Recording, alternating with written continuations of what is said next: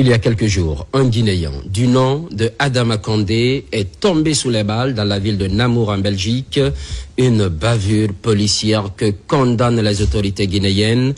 Dans une déclaration faite ce samedi, le ministre des Affaires étrangères exige des enquêtes sérieuses et des sanctions. Dr Maurice Anda Kouyaté rappelle le principe de protection des compatriotes à l'étranger. Ensemble, on l'écoute. Chers compatriotes, la priorité des priorités fixées en matière de politique diplomatique par son Excellence, Monsieur le Président de la République, le général Mamadi Doumbouya, est sans équivoque la protection, l'assistance et la prise en charge de l'ensemble des besoins des Guinéennes et des Guinéens établis à l'étranger. À ce sujet, le chef de l'État a solennellement déclaré: lorsqu'un Guinéen établi à l'étranger a un problème, c'est toute la nation qui a ce problème. Notre diplomatie s'est ainsi pleinement engagée dans la protection et la promotion des droits des Guinéens vivant hors de nos frontières. Elle a permis à des milliers de nos compatriotes de ressentir de manière concrète la présence effective de l'État et du gouvernement guinéen à leur côté.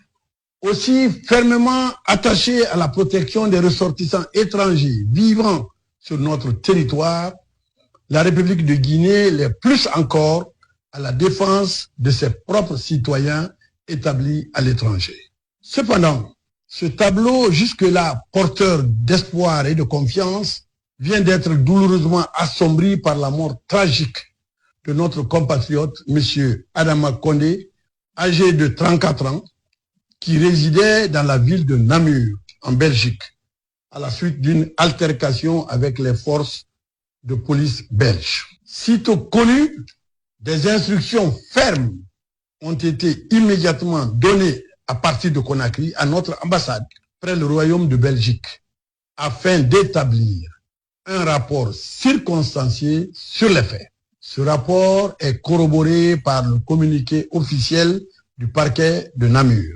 Si les conclusions définitives de l'enquête sont encore attendues, il ressort néanmoins à la lecture des éléments actuellement disponibles que l'usage d'armes à feu par 4 agents de police pour maîtriser un seul individu ne saurait en l'état être considéré comme une nécessité qui s'imposait absolument. La République de Guinée, qui entretient avec le Royaume de Belgique des relations d'amitié et un modèle de coopération bilatérale reconnu, condamne avec fermeté et sans ambiguïté cette tragédie résultant d'un usage manifestement disproportionné de la force.